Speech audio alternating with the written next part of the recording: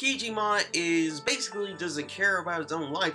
All he wants to do is just like take on this whole Rose investigation and go up against like Shu's family. I would like to say, Kijima, I said I would want to expect good things from him.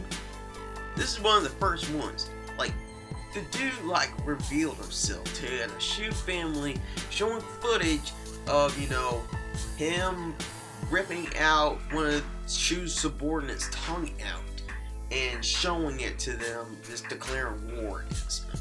And he doesn't really care if he's been shown. I mean, he just wants justice. Like, well, he didn't really mention justice, but I can think that it was like something like that. And even though people are finding him as a creepy character, he's pretty well thought out, and he should have really made him pretty well drawn out in his personality pretty good. Also, I'd like to point out, I backtracked to one of my favorite series, Tokyo Ghoul.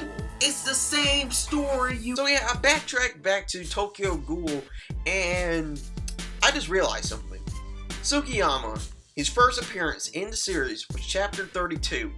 And what was Chapter 32 of Tokyo Ghoul Re? Is, you know, the reappearance of, you know, referencing Tsukiyama. So, I would like to point out a few things, like,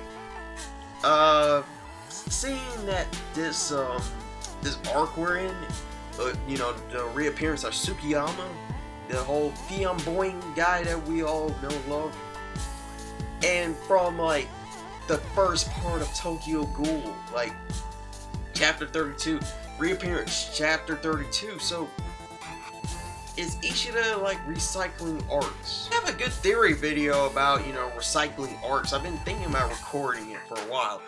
I'm thinking about doing it this week, so stay tuned. I just wanted to point it out there because, you know, Chapter 32, Tsukiyama appears. Chapter 32 of Re, he comes back.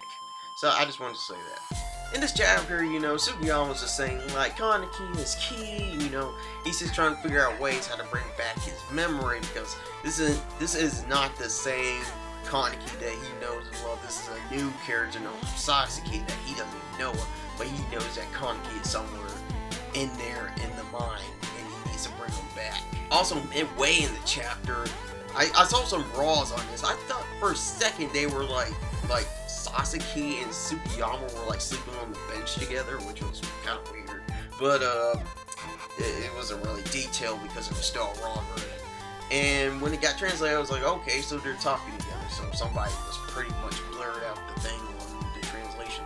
And you know, there's Tsukiyama's just talking to Sasaki about, you know, the book, and then, you know, and then out of nowhere, you know, Yusuke and Seiko like came out of nowhere, and Tsukiyama had like one of the funniest reactions to that. He was like, you know, he's just saying like, those midgets are getting in my way. So I think that Tsukiyama is probably going to go up against Yusuke and Seiko or Yuri or Genshi, wherever he can, just to get near Kaneki. Like, I can sense it. I can sense that he would go out of his way and like go and fight CCG to go up against him, just so he can get to Kaneki. And also at the end of the chapter, we see Kane. He's like making a deal, which looks like it's the Aogiri tree, and you know, they were giving out some.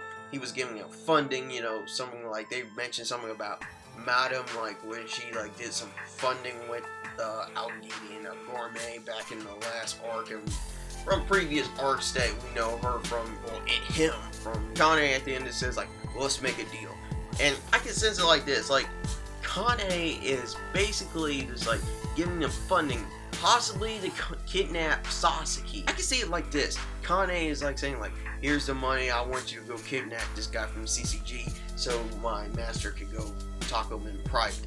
So yeah, I can sense something like that. So I have to give this chapter a 7.5 out of 10. There was a lot of narration in this chapter, a lot of reading to do, and backtracking to this.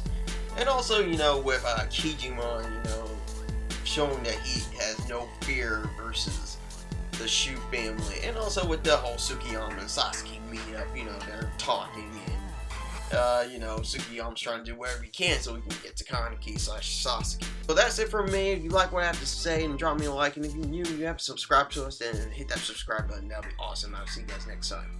Later.